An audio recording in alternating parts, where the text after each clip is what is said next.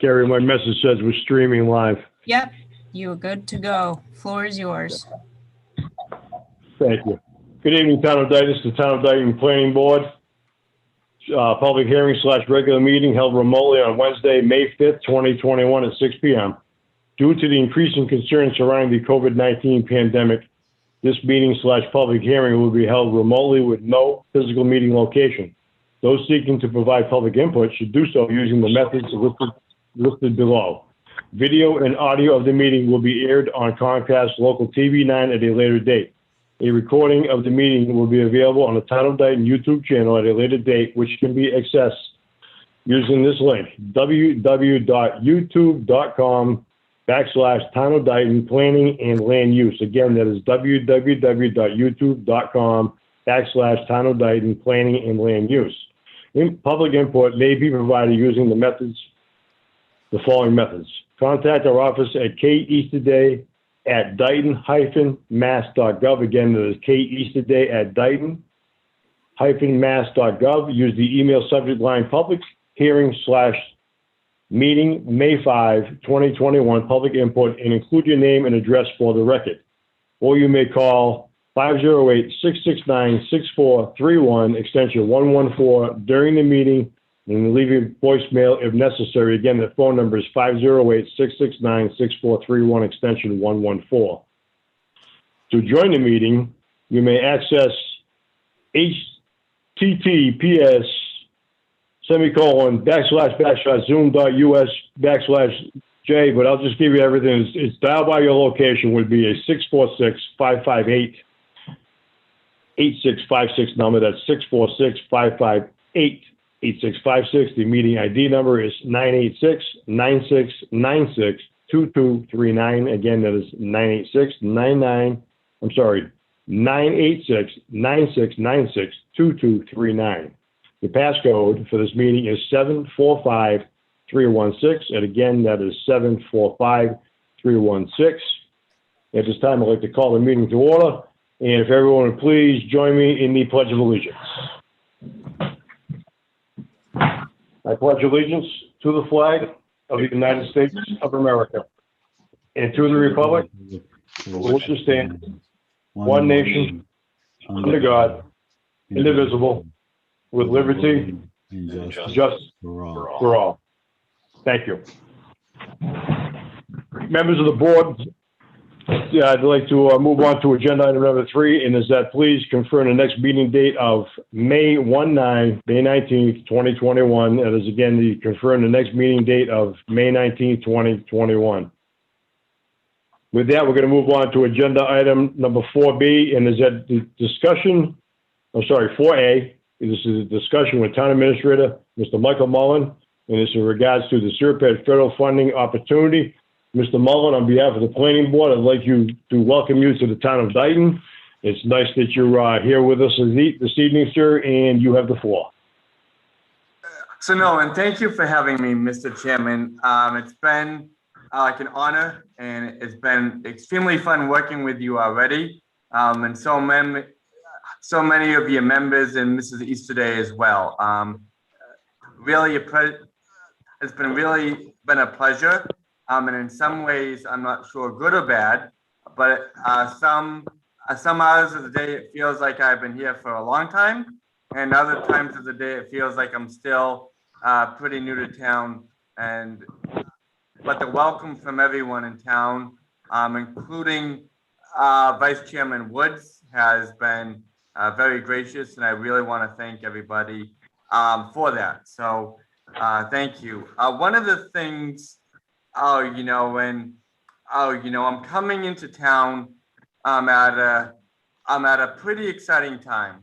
There are challenges in my opinion, but as you mentioned, with the federal funding and the federal opportunities before us, I believe we have some opportunity that if we plan and move forward in a very careful, diligent, and collaborative way, that we have some ability to hopefully tackle some of the challenges that are before us, either working through our own town structure or even on a regional basis as well. like included in, actually included in the packet, just really to make sure we're all on the same page. Based on the newly passed American Rescue Plan, Dayton, I think by the end of this month, at the beginning of June, like we're on track to receive really the first installment in a direct payment from the federal government. And as I understand, the installments will come all over 2 years. That total the amount of nearly $790,000. And that will be coming to the town, as we currently understand it, directly from the federal government through the American Rescue Plan. Dayton is also eligible and qualifies for another $1.5 million in direct aid that's coming from the federal government. Like through right now, so as we talk here tonight on the 5th of May, right now that funding is expected to come through the Bristol County government, based on how the federal law was written. But like on a week-to-week basis, we as a town, like as is the Mass Municipal Association, we are awaiting further guidance from the Federal Department of Treasury about exactly how that structure is going to work and how we can plan on that funding. But all told, we over the next 2 years or so, just from the municipal part of the American Rescue Plan, just from the municipal part of the American Rescue Plan alone, Dayton is eligible, and already qualifies for approximately $2.3 million in federal funding. Again, to be clear, this is one-time funding. I don't believe it should be used for any, operational type of, bless you, Chris, like any operational type of like expenses or costs, but like we can really plan out, and together with the work of the recently reestablished Capital Planning Committee, we can really plan out together how we're going to use this funding to actually advance a lot of the infrastructure challenges and needs that we have. And I've already had a conversation with Mr. Cavallo, and I've also talked with with Bill Napolitano from Serpent as well, to make sure we, as Dayton, are really planning as part of the broader region that we operate in as well. So that being said, there are a few things that we need to do to make sure that we are able to have those conversations, and we're planning for those aspects as well. As outlined in your, before I actually go forward, I also want to mention that almost $2.3 million, that is funding right now that we know that that we're definitely going to get, that approximately $790,000. And we also have very good reason to believe that that additional $1.5 million is coming to the town as well. So over and above that, through the state and federal government, based on the CARES Act and based on the additional funding that's been made possible by the American Rescue Plan, and also by any future federal law relating to infrastructure that comes about, we also have the ability to apply for and pursue additional funding. And that is where, like you saw the letter in your packet for the earmark request that the town supported with the Dayton Water District for Main Street. That is where that funding, could come from actually like an additional federal funding stream that isn't even really connected with the funding that I had just actually mentioned. So like we need to plan, it's really requiring a really good set of conversations with the water district, like about how we plan forward with not only our water infrastructure needs, but our water capacity needs as well. One of the other things I want to be ready for, and I think we should all be ready for, is having engineering done. So if we have access to like any additional federal funding that can help Dayton in the Dayton Water District deal with our water capacity issues, in terms of new pumping stations, so that anything like along those lines, that we have a lot of the engineering and the groundwork ready to go. So as those funding opportunities are actually brought forward through the federal government, through the state, and through SERPED, that at that point, we're not going to be reacting to those type of issues and goals. We will already have laid the foundation and groundwork for planning to apply for those priorities to advance, like all of our infrastructure needs relating to residential use, like any commercial use, business use, and so forth. So like we really all these things are coming together at once, and how I've been really operating already together with a number of stakeholders and department heads is I want to make sure, as I mentioned, that we're prepared and ready to jump when we need to be jumping. Does anyone have any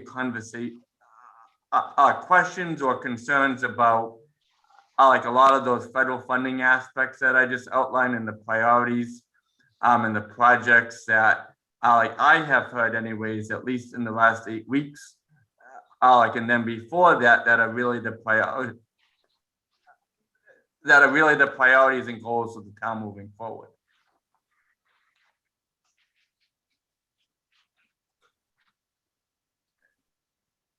Any thoughts? I mean, I'm just really, again, I'm coming in here, I'm trying to synthesize and take hold of all the needs that have been outlined. But again, anyone who has met me yet, I know that I have all the answers.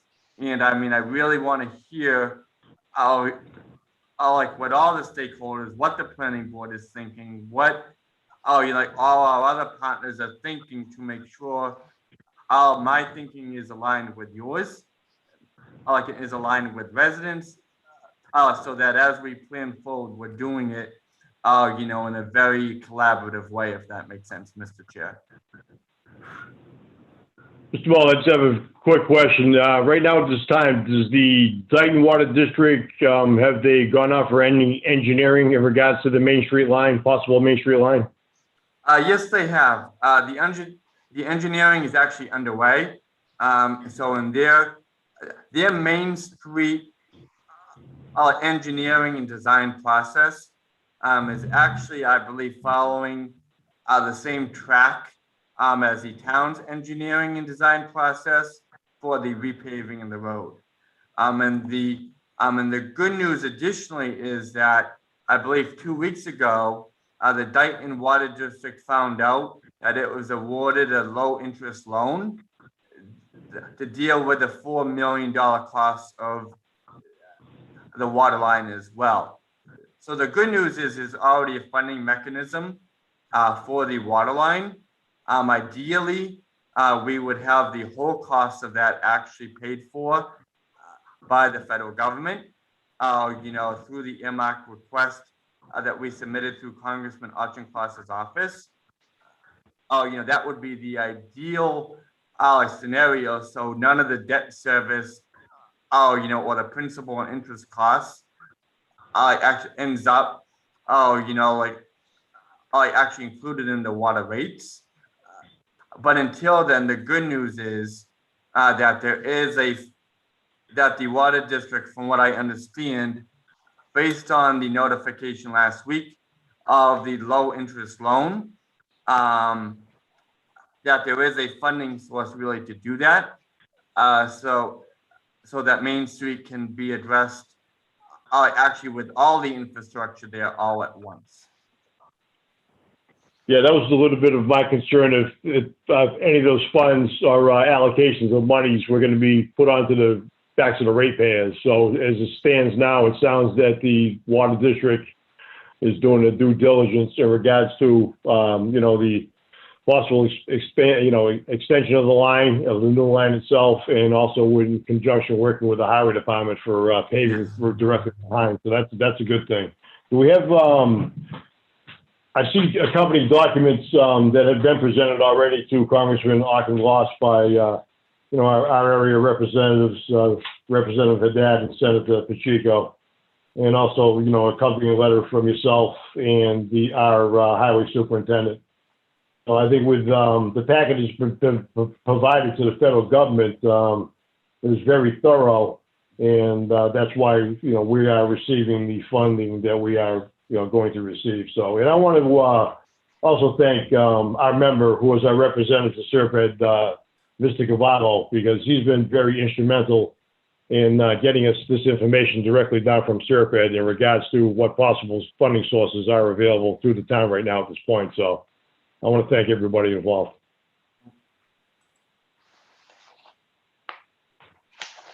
So no, thank you, Mr. Chairman, as I'm well. sorry, Mr.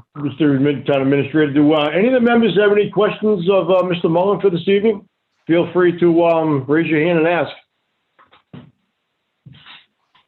I see we have a lovely bunch of coconuts this evening. I'm pretty familiar with the material, so appreciate it, Mr. Mullen, coming by and giving us the update. And I'd like to see where this, love to see where this goes. And pretty excited about the town getting the funding to improve the infrastructure, because I know that's been a long time coming, and glad to see that's it's getting prioritized, or we're getting on there, and it's going to happen soon. So thank you. I'll be the second coconut. Is there any funding that you know of that could help us on the future going with the school system? That's a big concern, not specifically for me, but I see that we're already over the limit on our school. Is there anything out there that you know of on the government, from the government on that? Yeah, so that's a really good question, Mr. Figueredo. Thank you. One of the aspects of the American Recovery Plan, like I mentioned, the initial $790,000 that is coming directly to the town. Initially, from what I understand, Dayton Rehoboth Regional will also receive its own allotment that will be a one-time allotment that the school could also consider using like for infrastructure, like any one-time capital expenses. And from what I've heard, they are making plans like for actually their allotment or share of the money as well. And through the superintendent, the business manager, and through the school committee as well. One of the questions that I have, and I brought this up with the business manager of DR in a conversation I had with him about 3 or 4 weeks ago now, is based on the federal share of funding also coming to the state. I think we should all have an open question as well about how any of that funding will be funneled through the Mass School Building Authority, and whether that opens up any additional avenues for funding over and above what DR is already actually going to be allotted through the state and federal government through the American Rescue Plan. Like I do have a question about like if any additional infrastructure funding will become available through the Mass School Building Authority, and what actually that could mean for the school district as well. Thank you.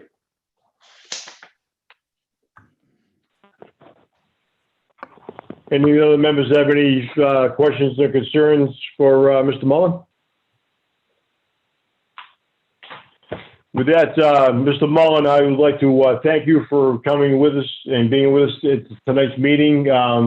Please feel free at any time to get in touch with Mrs. Easterday if you feel that you need to speak with us at any time. And you're welcome at any of our Zoom meetings, of course, Thank you. because they are public meetings. Thank you, Mr. Chairman. If I could just actually add one other thing we're working on that I just want to keep the board actually up to speed on as well. If that's okay, Mr. Chair. Absolutely. Okay. The Commonwealth of Massachusetts, through its own estate grant program, actually this past January, the Commonwealth created what is now known as a one-stop grant portal program, and where we, as the ability, where we as a town have the ability to actually submit an expression of interest by the first week of April. So it's already done. Of 3 priorities that we have in the town that could qualify for state grant funding. So the 3 priorities that the Board of Selectmen and I outlined in an application to the state one-stop portal grant program is number 1, we wanted to consider, really a zoning conversation on both the Route 138 and the Route 44 corridor. So as we talk about water, and sewer capacity, we could make sure that as we're talking about those aspects, that if we did move forward with those infrastructure projects, that the areas in the area of County Street, and then up on 44 as well, so that we were having a conversation in advance about how those areas were zoned. So we might be able to, in a very managing our growth way, be able to maximize, how we go forward with the infrastructure components of those projects. So that was the first.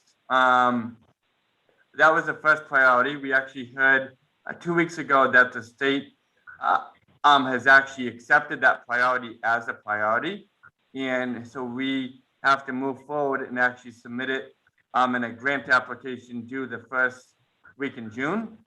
The second priority we outlined based on the one-stop grant portal actually being a culmination of other state grant programs. One of the grant programs that's included in that is the Small Town Rural Grant Program. And to that end, we outlined the replacement of the Pleasant Street Bridge superstructure as a priority as well. That has a cost, I want to say, of around $690,000. So we outlined that as a priority as well. That was accepted, so we can move forward in pursuing that. And then the last priority was a more detailed feasibility study in line with what was outlined in the MVP and HMP plans to do further analysis on the Muddy Cove Pond Dam, but that project was not accepted, and the state actually pointed to the MVP and the HMP grant programs to actually pursue that priority. But I just wanted to bring you up to speed, the committee up to speed on those, like especially as they relate, really to looking at the zoning of 138 and 44. If we actually are successful in getting technical assistance to do that, like what I envision is having that really be a combined effort, if you will, with the planning board or with members of the planning board, Mr. Chair. Thank you, Mr. Mullen. Members, any further questions you'd like to ask Mr. Mullen before he departs us this evening? I guess there's Okay, none. thank you. Thank you. Thanks for coming, Thank Mike. you, Mr. Mullen. Thank you, everybody. Have a nice evening. You as You well. also. Thank you very much. Bye. Go home and get some dinner. Thank you. I'm famished. Bye-bye.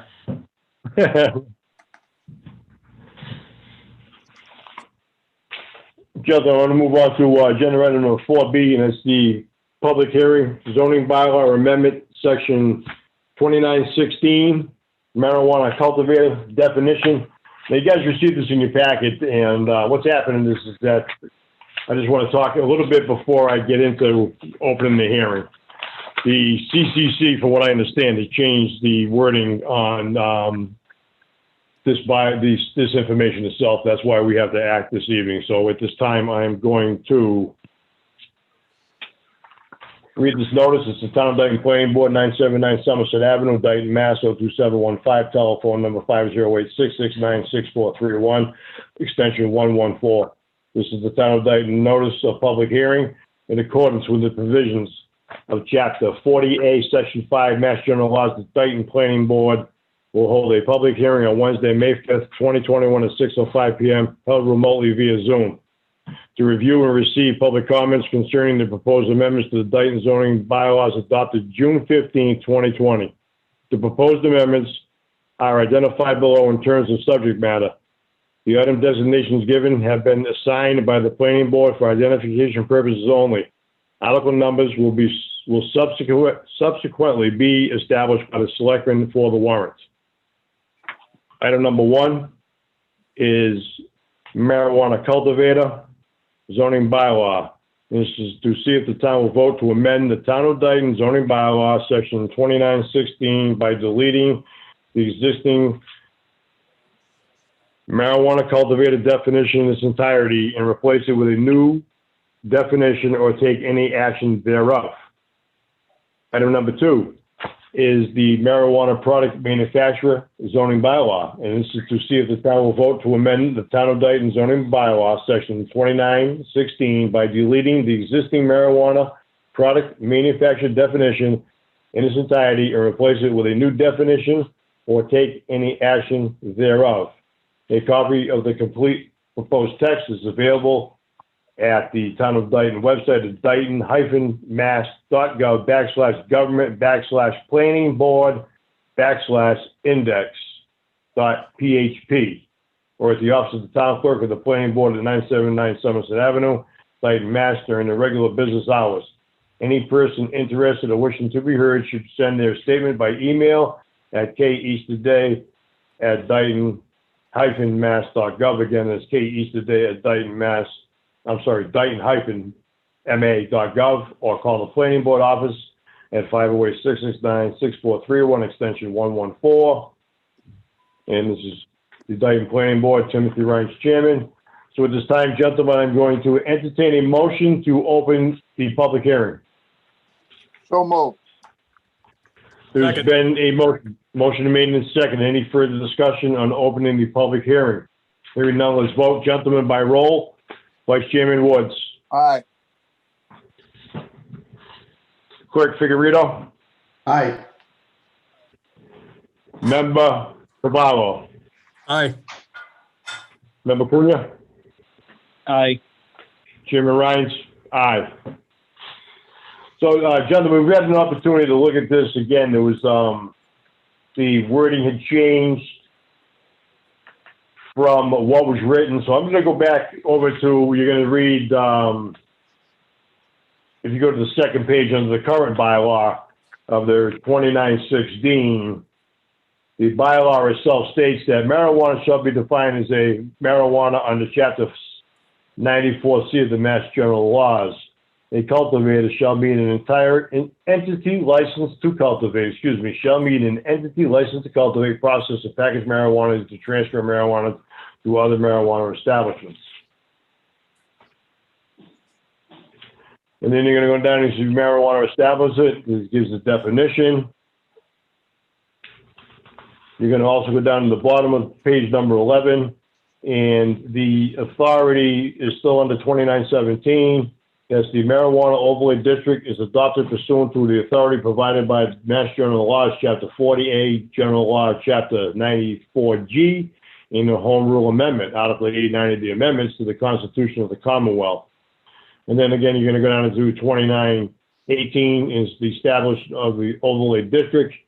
And we established, I'll read this, the marijuana overlay district is herein established as an overlay district as shown on the revised zoning map dated January 1 of 2017. Included in said overlay district are those parcels with frontage on William Street beginning at that parcel identified at lot 127 in Assessors Map 2 and ending at the town line, as well as those parcels in the industrial district and industrial overlay district. An RMD or marijuana establishment shall be permitted only in the marijuana overlay district by special permit by the planning board in accordance with the provisions noted below, in accordance with the general special permit in the site plan requirements as set forth in sections 5300 and 5400 of these bylaws, provided, however, that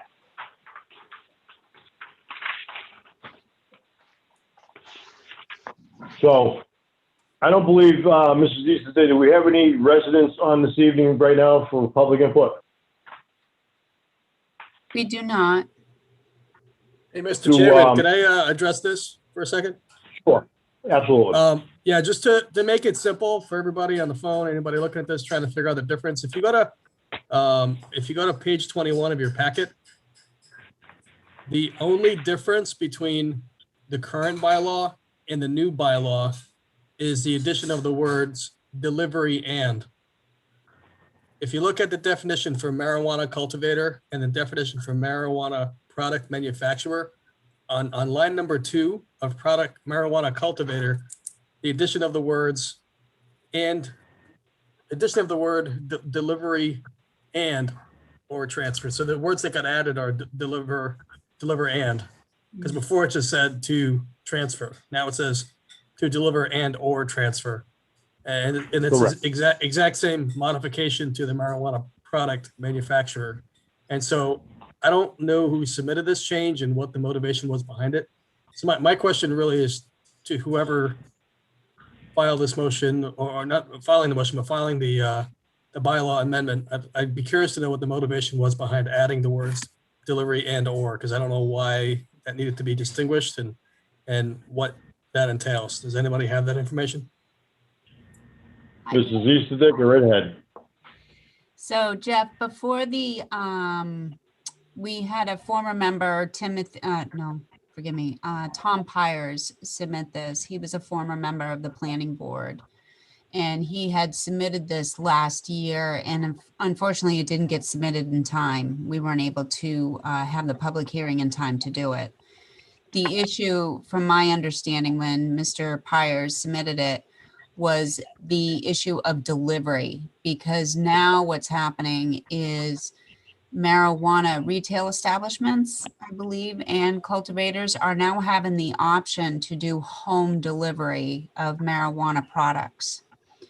So we wanted to, my understanding was because of the submittal, they wanted to make sure that the delivery was not having delivery to homes. It was being, which is the way I read it, unless I'm misunderstanding it, is that the delivery and or transfer to other marijuana establishments, but not to consumers. So for example, me, who wanted to have a home delivery of a marijuana product, that would not be allowed, because you have to obtain it only from a retail establishment in Dayton.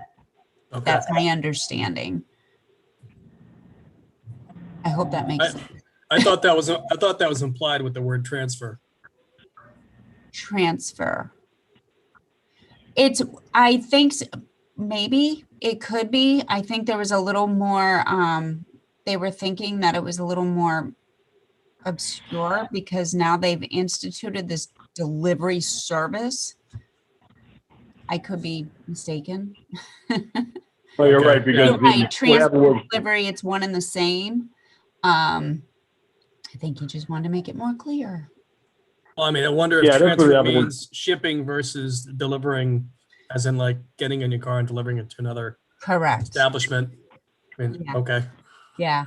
You know, it's just when you see something like this, you wonder why that clarification needed to be made. But I guess that could be what's going on. But unfortunately, Mr. Pires is not here to explain that entirely. So. Correct. Would it be advisable for us to actually seek counsel on this to see, because sometimes a little or whatever it may be can change a lot of things.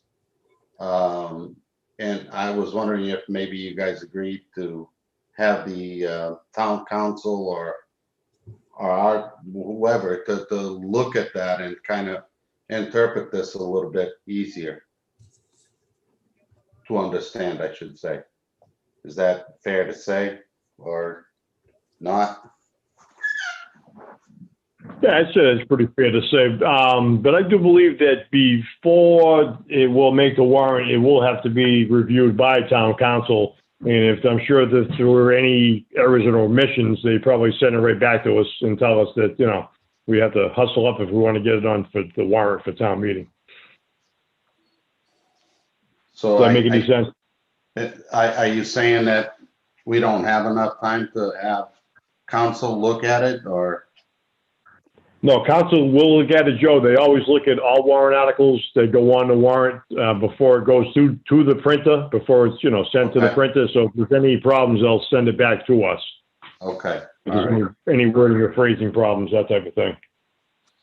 I would just like That to make- note that if there is a change, then it would have to be forced to a special town meeting because of the public hearing process. Because if you close the public hearing today on the matter, then you can't, you'd have to make a motion today on whether whether the board agrees to recommend this change.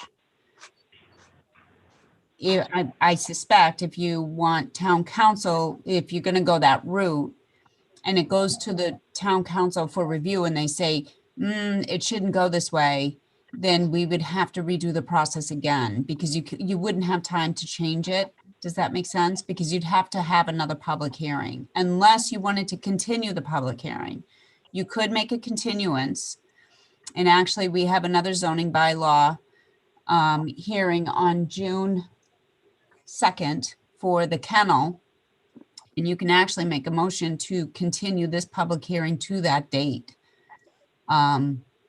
If you're willing, if you want to do that before you could try that.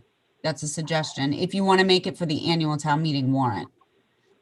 Or you could also, the other thing is you could continue it in the hopes that Mr. Pires can make that public hearing on June 2nd for his explanation. Just a I'll thought. make a motion to continue the public hearing to June the 7th. I'll second that. There's been a motion and a second to continue the public hearing until June 2nd. Any further discussion on the topic, members? Hearing none, let's vote by roll. Vice Chairman Woods. Aye. Clerk Figurito. Aye. Member Cavallo. Aye. Member Cunha. Aye. Chairman Rhines. Aye. Gary, if we can, in the meantime, I don't know if it would behoove us to send it off to council, to have them just to take a look at it, and then we could still have Tom come in for an explanation. Sure. Okay, we're gonna go that route, definitely. Thank you, Mr. Figurito, for highlighting that to us. Much appreciated.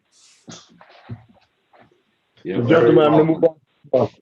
move on. Agenda item number 5, and that's to approve the meeting minutes of April 12th, 2021. I just want to say this, that the meeting minutes I believe it was quite a long process, and I know it took some time, and I want to thank Kerry for putting it all together.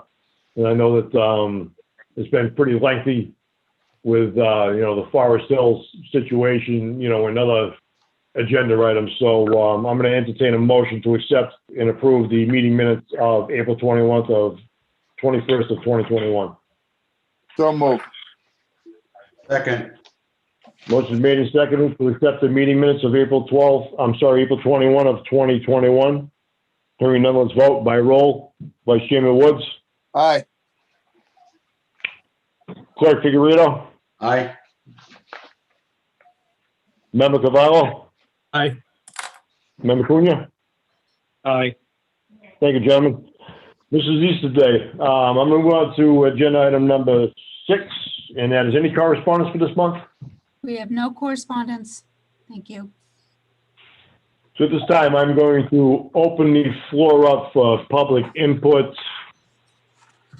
And do we have all the parties here with us this evening? I believe we do. Mr. Dunn was just here. I don't know where he went. And then Tracy Duard and Mike, there he is. Mr. Dunn, Tracy, you have the floor. I can't see them. They Well, just came back on. I'll start off. Mr. Chairman, members of the planning board, and Carrie, thank you so much for hearing us tonight. We just wanted to get some input from you as we're starting to do a proposed subdivision in your town. And Tracy has been working with me and our staff to do some layouts. And we wanted to kind of like ping your brain on some of the things that we're coming up against, and was wondering if you would be willing to entertain certain design changes that really would affect the subdivision and variances that we would be looking for. And I think our client, Mr. Binda, is on the call as well. So I think that we've emailed all of the plans over to you, Kerry, and if you could share some of them, I guess, when Tracy starts to do her presentation, that would be great, Mr. Chairman. Thank you so much. You're welcome. Thank you. Ma'am, you have the floor, ma'am. Thanks. I'm Tracy Dewar. I'm a civil engineer, MBL Land Development. So this project's a residential subdivision. We're hoping to get 4 lots out of it. It's on the south side of Brook Street. So up on the screen right now is our existing conditions plan. So there's a few obstacles that we're working around. One are the wetlands. So on the right side of the screen, you can see the bordering vegetated wetlands at the back of the site. And to the left of the screen, right along the frontage of our site on Brook Street, there's a pocket of isolated vegetated wetlands, which the main hurdle that we're working with right now is that the elevation of those wetlands is actually higher than the elevation in Brook Street in front of them. So looking at designing of stormwater, we're having some issues. The site in general, it slopes. I don't know if you can see the contours, but 2/3 of the way to the right of the screen, we have a big hill. And everything to the right of that flows towards the bordering vegetated wetlands. Everything to the left flows towards the wetlands at the front of the site, but ultimately Brook Street. So I'd imagine that this area floods pretty easily in high rain events. Additionally, through the site, there's a 150-foot wide electric easement that we've been in touch with National Grid's legal department, the real estate department, to find out what we can do in and under their easement. Carrie, would you move forward, please, to the next page? So this is our conceptual site layout lotting plan. This plan as it is meets the minimum, frontage area requirements. We're not seeking any waivers for that. 40-foot wide site layout. And then if you can move forward, one more is the one that we'd like to discuss. So this one has the grading turned on. It also has potential house and septic locations. So the issue we're running into as we're reading through the subdivision regulations in regards to drainage. There's a couple things, and one is that it says drainage should be on its own lot with 30 feet of frontage. Is this something that the board holds strict. The issue we're having is, as you can tell, the way water's running now, it's going to continue running there. And so we're going to have to do some sort of stormwater treatment at the front of the site towards Brook Street. However, we have wetlands there, so it's going to have to be just uphill of the wetlands. So we're thinking of hopefully doing an easement through I think it's lot 1 on this plan, to do a stormwater basin. And so that drainage on its own lot is 4312 of the subdivision reg. So that's one waiver we'd possibly be looking at. The other one, 4320, says that drainage should be underground. So I'm questioning, does that have to be underground chambers, or do you allow above ground basins, surface basins?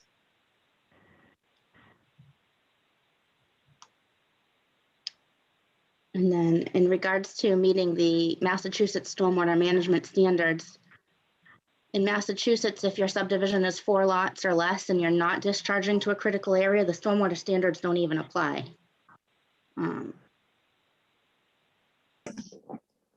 So our intent is to treat this to the maximum extent practicable. Most likely the cul-de-sac area will be the high point of the site. It'll drain towards Brook Street. We'd like to catch in front of that basin that you see on the plan. Catch stormwater there, treat it with a sediment forebay or similar in a basin. However, the area to the left of that basin, whatever proposed roadway to the left of that towards Brook Street, there's really no way to catch it or treat it and then send it to the wetlands higher than the wetlands elevation, because the wetlands is higher than Brook Street in that area. So that's another section of the subdivision regs 4314, that the outlet of your basin or whatever stormwater treatment you're doing is supposed to be 6 inches above the wetlands. It would kind of be impossible to do there. So these are just some things we'd like to discuss with you. We have been trying to contact Concom. We've talked to their agent, Board of Health, in regards to their regulations and bylaws and what we can meet and what we can't. We're already We talked to anybody in stormwater? Would that be Todd as well, Board of Health? I think Nancy Goulart is the chairperson on that. Okay, we can try to talk to her as well. Carrie, do you have her information or her email you can forward to me, and we can get in touch with her?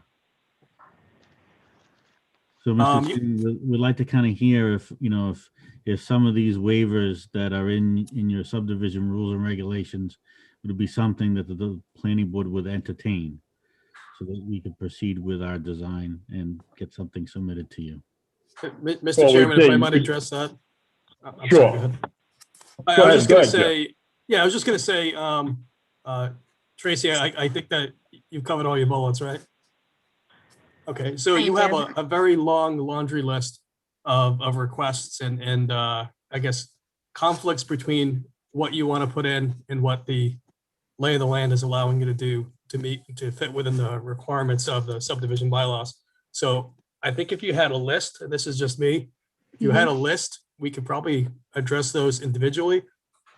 I'm not having a whole lot of confidence that we're going to be able to waive all these things, and I don't know how that's going to work, but I think if you have very specific items, I mean, it's going to take a little bit of studying this. And I know I just saw these drawings email today, and but I really didn't have any idea of all your challenges because I wasn't paying attention to the elevations here. But that's going to be I see this being a very big problem. But of course, it's just one person's opinion so far. But if you do have a list, it sounds like you have a very detailed list. I try to communicate that list as soon as possible so that somebody can have a little bit of time to digest all the concerns you have, and then we can discuss it with a little bit more preparation. Okay. I personally don't like the idea of waivers, because if we do it for one, we have to do it for all.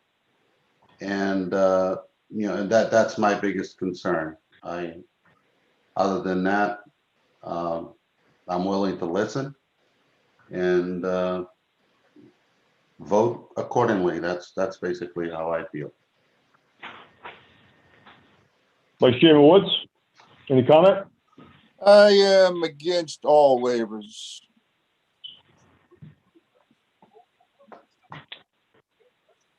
And so I'm going to comment myself right now is that, Mr. Dunn and Mr. Watts, Mr. Binder, we're going to ask as Mr. Cavallo was asked to set a list to us. I've taken some notes myself. There was an awful lot of, your wish list to ask for. I'd like to, of course, take this under advisement since this is done under public input. There could not be any formal vote taking of the board whatsoever in regards to, what could possibly be done in the future. So I would just request that put everything down on paper and send it to Kerry when you can, and we'll get to it and get a look at it. Because there are also other committees and boards that you're going to have to go in front of. I'm sure Stormwater, even though you said that, and I'm looking at this myself, I'm a Stormwater representative from the planning board to that committee. And I'm going to look into that myself, and I've never heard that 4 lots or less, it doesn't fall into Stormwater rules and regs. And plus, I believe that easements with National Grid are very tough to get, and we've already had one house that was built right through the middle of a power line, and that home was sold within 2 years after it was built because of possible radiation off of those power lines, or whatever REMS or whatever that comes off of that. So the electromagnetic field. Thank you, Mr. Woods. Yeah, and could I ask who's the owner of this property? I think our client's on the phone. Michael Binda, he just bought the property. Michael Binden? Binda. Yeah, Binda Estate is the entity. Binda. Yes, sir. That's me. I'm the owner. Oh, hey, Michael. All right, any of the members have any other questions or concerns? No, I agree with all you guys with those concerns. I feel like the list is probably the best way to just see them individually, laid out, and we can just kind of go one by one with each. And I'd just like to say something too. I've been on the planning board, I think about 7 years now or something like that. And prior to me coming on, the former planning boards were pretty lenient with waivers, and they have come back to bite us. And everybody that comes before us will say, well, you gave this developer a waiver for this. You gave that developer a waiver for that. And since I've been on the board, I've been against all waivers, because once you give for one, they never forget. That's all I have to say. Oh, okay, Mr. Chairman, members of the planning board, we'll put a list together, a detailed list, and provide the plans again to you. And also, Mr. Chairman, we'll highlight that section of the stormwater rules and regulations as it pertains to stormwater for 4 or less lots. Okay.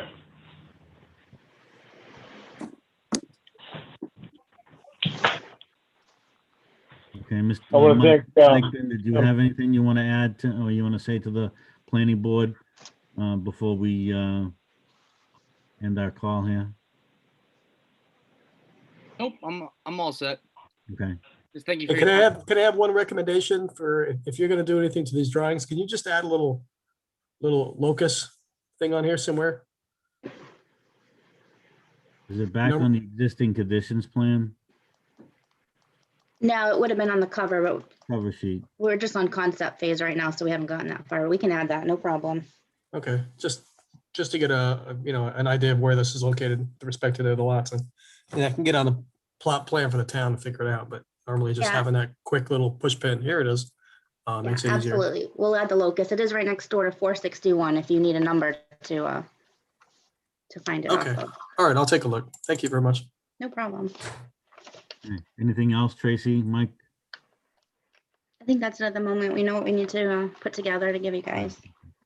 Mr. Chairman, planning board members, and Kerry, thank you so much for getting us on this agenda to talk about this project. And we'll get you the information you're looking for so you can make an educated decision and send us in the right direction. Mr. Chairman, thank you again. Thank you, Mr. Dunn. Thank you, everyone else that came on. Mr. Watt, Mr. Bender, thank you very much. Thank you. Thank you. Guys, have a great evening. You Bye too. now. Thank you. Bye-bye. Thank you. Terry, do we have anyone on for public input this evening?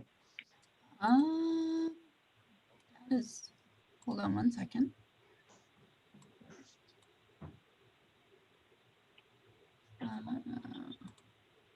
Nope, we are all set.